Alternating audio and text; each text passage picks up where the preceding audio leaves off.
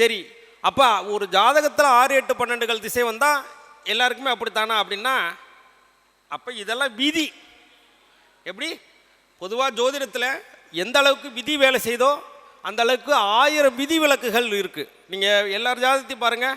அஷ்டமாதிபதி திசை நடந்தவங்களும் நல்ல கோடீஸ்வரனாக இருக்காங்க. 6ஆம் அதிபதி திசை நடக்கும்போது நல்ல வேலைக்கு போனவங்களும் இருக்காங்க. 12ஆம் அதிபதி திசை நடந்தவங்களுக்கு மிகப்பெரிய உள்ள பாதிப்பு இல்லாமல் நல்ல வீடு மண்ணு மனை சுகம் சௌக்கியமாக இருக்கக்கூடியவங்களும் இருக்கலாம். அப்போ எல்லா மறைவிடங்களும் அந்த மறைவிட ஸ்தானத்தோட வேலை செய்யுமா அப்படின்னா அதுதான் இல்லை. இது பரிகாரம். அப்போ நம்மளை எப்படி அதுலேருந்து காத்துக்கணும்?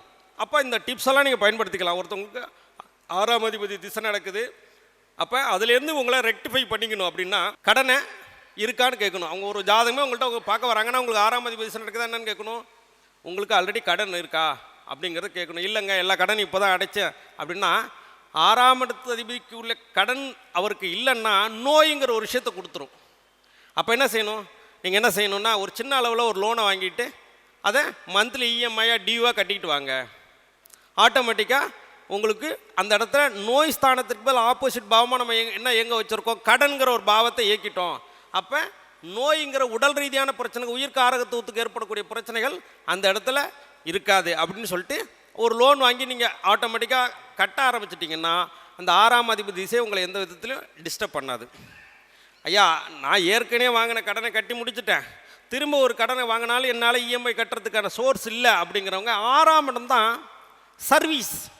அப்போ இப்போ திருவண்ணாமலை கிரிவலம் போகிறாங்க, நம்மளால் காலும் நடக்க முடியாது அப்படிங்கிற பட்சத்தில் திருவண்ணாமலை பாத யாத்திரை போயிட்டு வந்துட்டு இருக்காங்க இல்லையா, போயிட்டு வரவங்களுக்கு நிச்சயமாக காலை வலிக்கும்.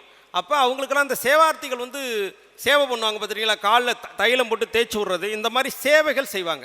அப்போ அந்த வேலையில் தன்னை ஈடுபடுத்தி கொள்வது.